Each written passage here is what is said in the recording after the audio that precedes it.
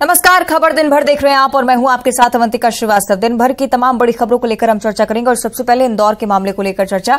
धर्मांतरण का जो मामला सामने आया, इसमें बेहद ही चौंका देने वाले खुलासे। 8 साल के मासूम बच्चे का धर्मांतरण करवाने के लिए उसका खतना करवा दिया गया।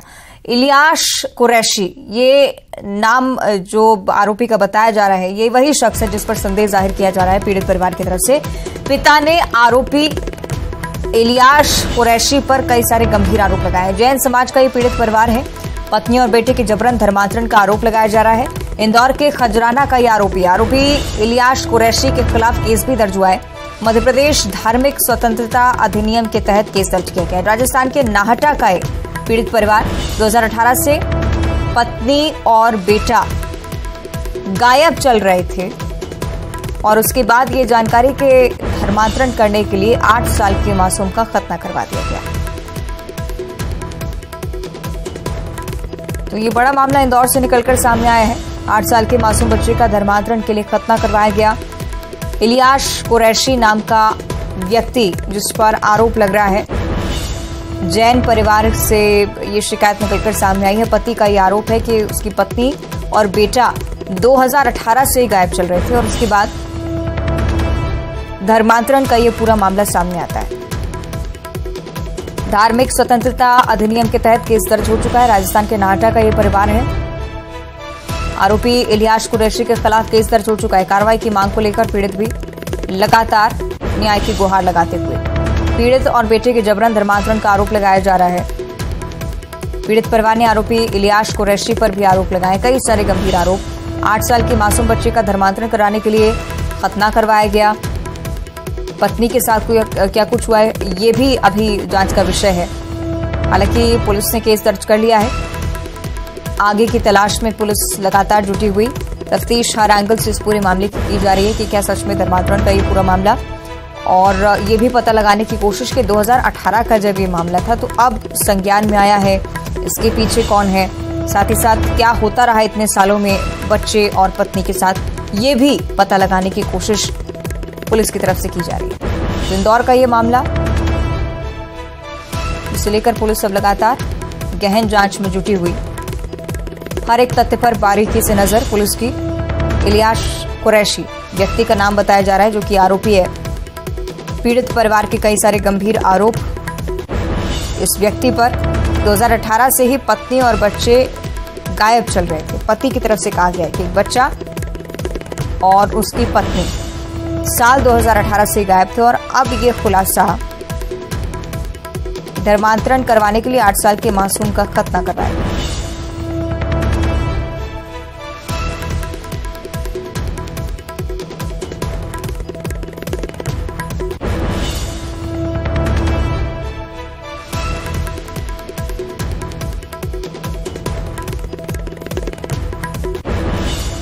इंदौर से बड़ी जानकारी। इलियास कुरैशी नाम के आरोपी के खिलाफ कार्रवाई की मांग एक बार फिर से तेज होती हुई। पीड़ित पिता ने आरोपी इलियास कुरैशी पर कई गंभीर आरोप लगाए। जैन परिवार का ये पीड़ित परिवार है, जैन समाज से आता है। कई गंभीर आरोपों के चलते केस भी दर्ज हुआ है। धार्मिक स्वतंत्रता अधिनियम के तहत केस दर्ज किया पुलिस ने। अन्य पहलुओं की भी तलाश पुलिस लगातार कर रही है कि 2018 साल से क्या कनेक्शन इस पूरे मामले का, इलियास कुरैशी, क्या भूमिका इस व्यक्ति की। अन्य जो भी तथ्य निकल के सामने आएंगे उनके आधार पर पुलिस की तरफ से सख्त कार्रवाई भी होगी अगर धर्मांतरण का ये पूरा मामला पाया जाता है तो। फिलहाल पीड़ित परिवार की तरफ से यही बयान सामने आया है। धर्मांतरण के चलते उनके 8 साल के मासूम बच्चे का खतना करवाया गया। पत्नी और बेटा साल 2018 से गायब चल रहे थे। मध्य प्रदेश धार्मिक स्वतंत्रता अधिनियम, इसी के तहत केस दर्ज हुआ है।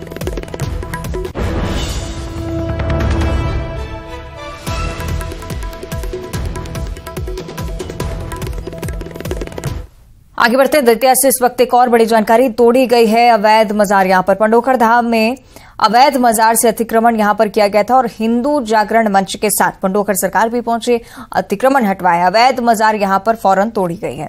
तो दतिया का ये पूरा मामला हम आपको बता रहे हैं। पंडोखर धाम में अवैध अतिक्रमण था, अवैध कब्जा किया जा रहा था। अतिक्रमण जिसे कहा जाता है, मजार का निर्माण यहां पर करवाया गया, लेकिन फौरन पंडोखर सरकार यहां पर पहुंचे प्रशासनिक अमला पहुंचा और इस मजार को ध्वस्त किया गया। ठीक है, और ये सब नदी में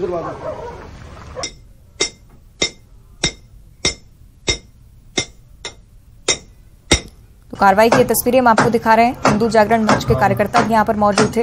पंडोकर सरकार भी यहां पर पहुंचे। प्रशासनिक अमले की मौजूदगी में अतिक्रमण को ध्वस्त किया गया। अवैध कब्जे के तौर पर मजार का निर्माण यहां पर करवाया गया था, लेकिन चूंकि अतिक्रमण था, अवैध था ये पूरा कब्जा, इसी वजह से पंडोकर धाम में इस कब्जे का विरोध करते हुए फौरन बाबा भी यहां पर पहुंचे, हिंदू जागरण मंच के लोग भी पहुंचे और इस पर कार्रवाई की गई। तो दतिया की एक्सक्लूसिव तस्वीरें हम आपको दिखा रहे हैं। अवैध मजार यहां पर तोड़ी गई। पंडोकर धाम में इसका निर्माण करवाया गया था। फौरन पंडोकर सरकार पहुंची, अतिक्रमण हटाया गया, अवैध मजार ध्वस्त की।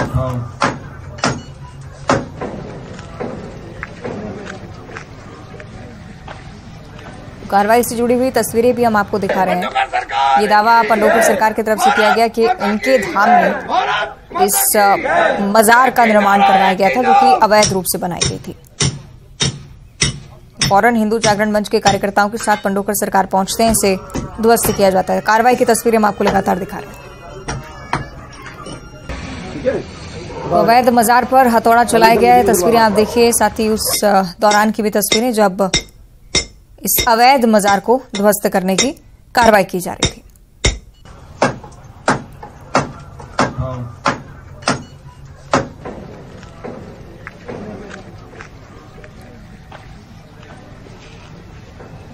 पंडोकर सरकार की भारत माता की, भारत माता की। जिस तरह से पता लगा कि कई अनेक लोगों ने कब्जा किए, अतिक्रमण किया, उस पर हिंदू जागरण मंच के माध्यम से अपील करते हुए माननीय हमारे ब्लॉक के श्री तहसीलदार जी, एफडीएम साहब, जिला प्रशासन और शासन के सभी को बीच में पत्राचार हुआ। नीचे से लेकर ऊपर तक पूरी जानकारी है, उस पर कार्रवाई होगी। जो सही घटना होगी सामने आ जाएगी। जो अतिक्रमण था तत्कालीन रूप से जो दिखाई दे रहा था अवैध था, उसको हटवा दिया गया। शेष कानून अपना काम करेगा। सही कि जितेंद्र ज्यादा जानकारी देंगे। जितेंद्र, विस्तार से मामले समझना चाहेंगे, कब से मजार का निर्माण कराया था, किसने कराया था? देखिए, अगर बात करें अवंतिका, तो ये दतिया का पूरा मामला है, जहाँ पर पंडोकर धाम के जो पीठाधीश्वर हैं, ये वो मौके पर पहुंचे और इन्होंने वहां पहुंचकर जब देखा कि वहां पर एक स्थान पर अवैध रूप से मजार बनाई गई थी और साथ ही हिंदू संगठन भी लगातार 2 दिनों से धरना प्रदर्शन कर रहे थे। वहां एक घर में एक व्यक्ति के ने अपने घर में जो है अवैध रूप से मजार का निर्माण कर दिया था। जब इसकी शिकायत पुलिस अधिकारियों को की गई, उसके बाद फिर बजरंग दल और पंडोकर सरकार जो उस नाम से हैं, गुरु शरण शर्मा जी, ये मौके पे पहुंचते हैं और मजार को तोड़वा देते हैं। तो जाहिर सी बात एक बड़ी कार्रवाई देखने को मिली। दतिया ये पंडोकर थाना क्षेत्र में आता है। अवंतिका, ठीक है, बहुत शुक्रिया आपका जितेंद्र। और अब कोरबा की चर्चा करेंगे। वाटरफॉल में फंसे 4 युवक युवतियों का जिला पुलिस और एसटीएफ की टीम ने सफलतापूर्वक रेस्क्यू कर लिया है। 2 युवक और 2 युवतियां कोरबा के गोविंद झुंझ वाटरफॉल में कूदने के लिए पहुंचे थे और वाटरफॉल के बीचों बीच बैठे हुए थे। तभी वाटरफॉल का जलस्तर लगातार बढ़ता चला गया और इसकी वजह से चारों युवक युवतियां बीच में ही फंस गए। लगातार जलस्तर बढ़ता देख चारों वाटरफॉल के बीच में बने शेड के ऊपर चढ़कर बैठ गए। जिला प्रशासन को जैसे इसकी जानकारी लगी, पुलिस बल पहुंचा, एसडीआरएफ की टीम यहां पर पहुंची, ग्रामीणों की मदद से इनका रेस्क्यू किया गया। 2 युवक 2 युवतियां रस्सी की मदद से यहां से बाहर निकाले गए।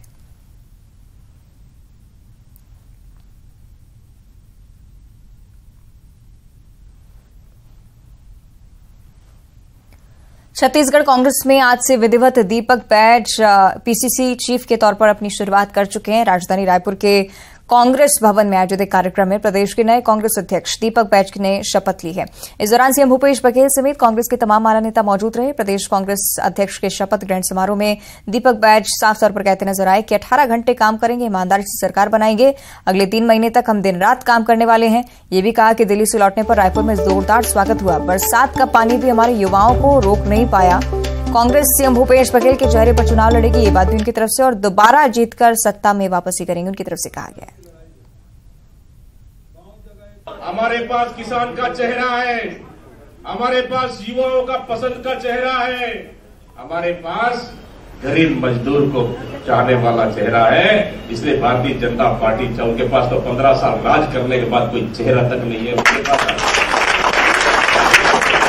कभी बोलते कमल के फूल से हम लड़ेंगे, कभी बोलते पर्दे के पीछे से नरेंद्र मोदी के चेहरे पे लड़ेंगे।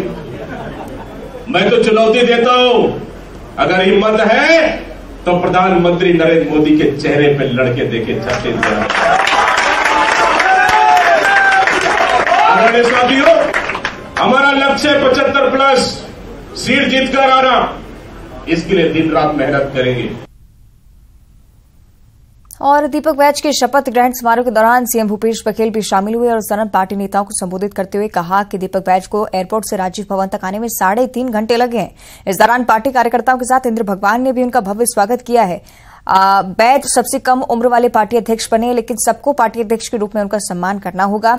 जो आंखों में आंखें डालकर भी झूठ बोलती है, उस पार्टी से हमारा मुकाबला है, उनकी तरफ से कहा गया।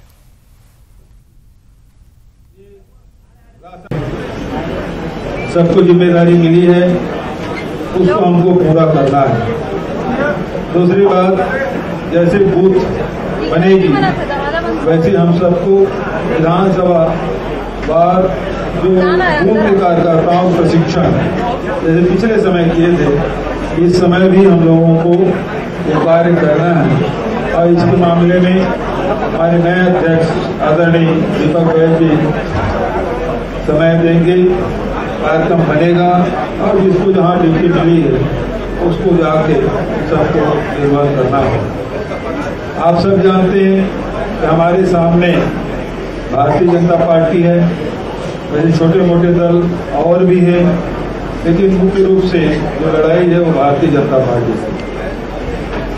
भारतीय जनता पार्टी किस प्रकार से अफवाह फैलाती है, किस प्रकार से आंख से आंख मिला के झूठ को वो सबसे भारतीय जनता पार्टी की नेता।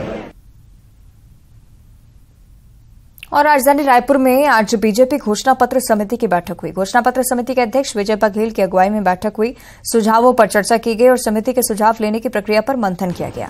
इस बैठक में बीजेपी ने आरोप पत्र समिति का भी गठन किया है।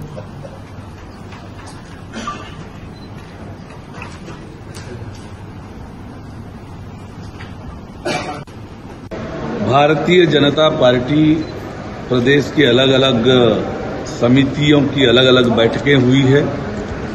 मोर्चे की अलग बैठक हुई है, घोषणा पत्र समिति की अलग बैठक, आरोप पत्र समिति की अलग बैठक और सब अलग अलग बैठकों में आगामी कार्यक्रमों की योजना रचना हम सब ने की है। किस प्रकार से घोषणा पत्र के लिए कार्य योजना बने, इसकी चर्चा हमने की है। हमने आरोप पत्र समिति बनाई है, अभी समिति के साथ बैठना है और समिति ने तैयारियां की हैं। क्या क्या तैयारियां की है बैठक में पता चलेगा। पर इस सरकार के तो रोज एक नए आरोप लगते हैं, रोज एक नया मुद्दा यह सरकार देती है। वादा खिलाफी है, भ्रष्टाचार है, माफियाओं का राज है, नशे का गढ़ है, ऐसे मुद्दे हैं इस सरकार के खिलाफ। पर आरोप पत्र समिति ने बहुत विस्तार से तैयारी की है। निश्चित रूप से हम सरकार के खिलाफ एक आरोप पत्र जारी करेंगे, विस्तृत आरोप पत्र जारी होगा। और इधर बीजेपी की घोषणा पत्र समिति और आरोप पत्र समिति की बैठक पर कांग्रेस संचार प्रमुख सुशील आनंद शुक्ला ने भी प्रतिक्रिया दी। शुक्ला ने कहा कि बीजेपी को अपने ही वरिष्ठ नेताओं के खिलाफ आरोप पत्र तैयार कर लेना चाहिए, जिन्होंने जलकीनान घोटाला, स्काई वॉक घोटाला, एक्सप्रेसवे घोटाला सहित 15 साल में तमाम घोटाले किए। आरोप पत्र समिति को अपने ही वरिष्ठ नेताओं के खिलाफ आरोप पत्र तैयार करना चाहिए, जिनके कारण भारतीय जनता पार्टी की दुर्गति हुई। जिन्होंने झलकी का घोटाला किया, जिन्होंने नान घोटाला किया, जिन्होंने एक्सप्रेसवे घोटाला किया, जिन्होंने स्काई वॉक घोटाला किया, जिन्होंने तमाम तरीके के 15 साल तक घोटाले किए, 34 से अधिक घोटाले, 1 लाख करोड़ के घोटाले किए, उनके खिलाफ एक आरोप पत्र समिति भारतीय जनता पार्टी संगठन को लगाना चाहिए कि हमारे इन नेताओं के कारण हमारी दुर्गति हुई। जहां तक घोषणा पत्र समिति की बात है तो इनको घोषणा पत्र समिति के बजाय में इनको घोषणा पत्र समिति का नाम रखना चाहिए कि आत्ममंथन समिति, कि हमने 2003 से 2018 तक किन किन वादों को जनता से किया था और उसको क्यों पूरा नहीं किया 15 साल सरकार में रहने के कारण, जो हमारी इतनी दुर्गति हुई। तो इनके दोनों बैठकों का हश्र यही होने वाला है कि जनता इनको फिर से नकारेगी। केंद्र सरकार यूनिफॉर्म सिविल कोड लाने की तैयारी कर रही है और इधर मनेन्द्रगढ़ में राष्ट्रीय आदिवासी एकता परिषद यूसीसी के विरोध में उतर आई है। सर्व आदिवासी समाज ने जिला कलेक्टर के माध्यम से भारत सरकार के नाम पर ज्ञापन सौंपा है। साथ ही कानून के विरोध में महामहिम राष्ट्रपति के नाम पर भी ज्ञापन सौंपा गया। आदिवासी समाज का कहना है कि समान नागरिक संहिता लागू होने से आदिवासियों की अपनी परंपराओं के बदलने का खतरा भी बना हुआ है।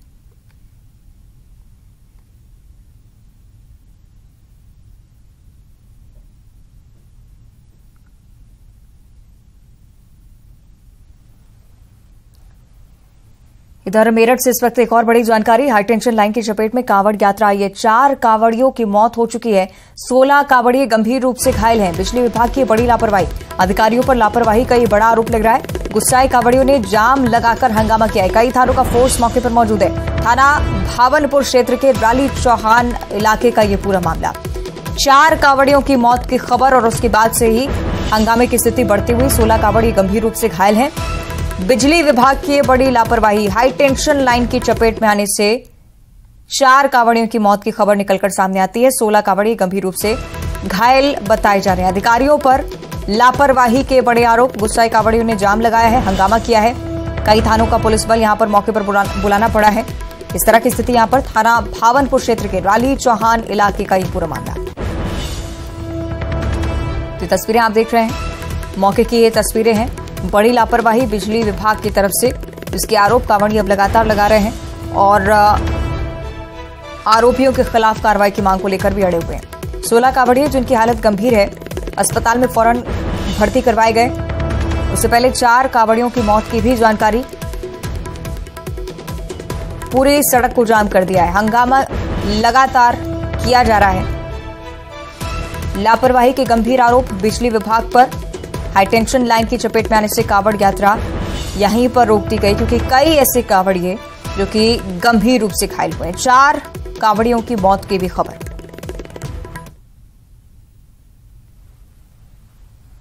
और इसी के साथ खबर दिन भर में इतना ही। नमस्कार।